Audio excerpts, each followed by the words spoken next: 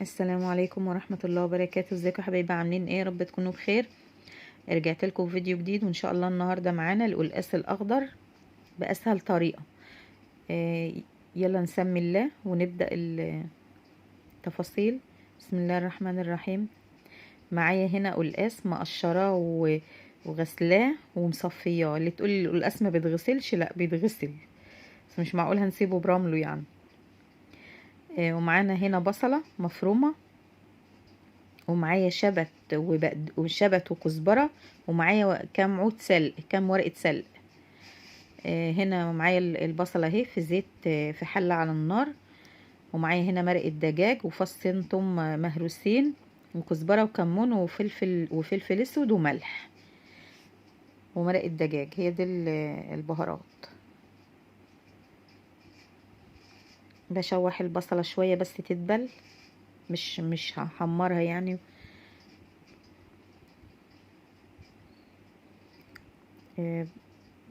بنزل عليها بالقلقاس واشوحه شويه. هل علينا الشتاء بقى واكلاته الجميله.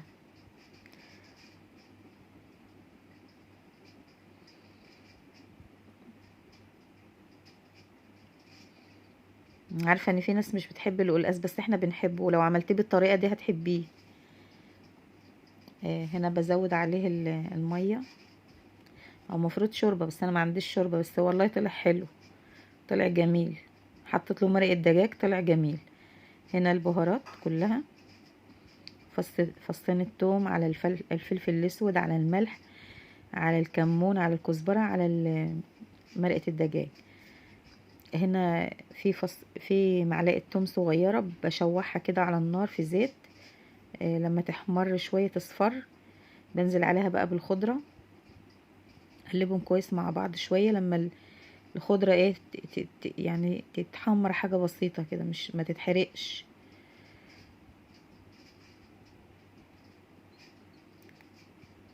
جربوا الطريقه دي والله هتعجبكم قوي. احنا بنعمله بالطريقه دي على طول. اللي ما بنعملوش اخضر خالص. باخد عليه شويه شوربه، بس بيغلوا مع بعض كام غلوه كده.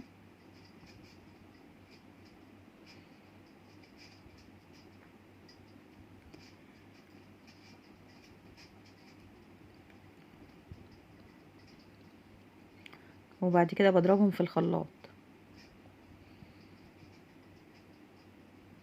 بعد ما حمرت التومة وحطيت عليها الخضرة، بشوحهم شوية مع بعض كده، وبرجع اضربهم في الخلاط، علشان هنا الخضرة دي حجمها كبير، فعشان ما تبقاش عايمة كده في الحلة وشكلها مش حلو، فانا بضربها في الخلاط. والطريقة دي والله شفت شيف من 10 سنين، بس مش فاكرة هو مين، كان بيعملها وعجبتني اوي، عملتها ومن يومها وانا بعمله.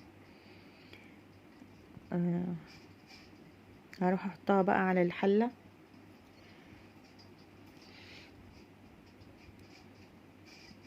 كده هو بيديله لون وبيديله طعم، ومتبقاش الخضرة كده عايمة على الوش، يعني الورق كده عايم.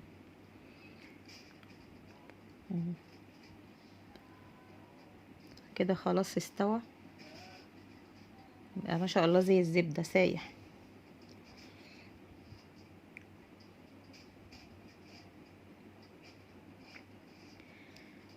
انا كلناه مع رز ابيض، طعمه تحفة.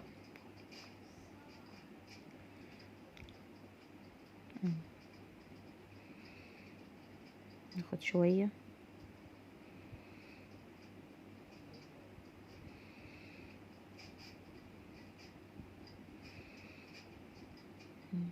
بوريكم ان هو استوى خالص وداب. يعني انا خدت شوية، كنت جعانة باكل.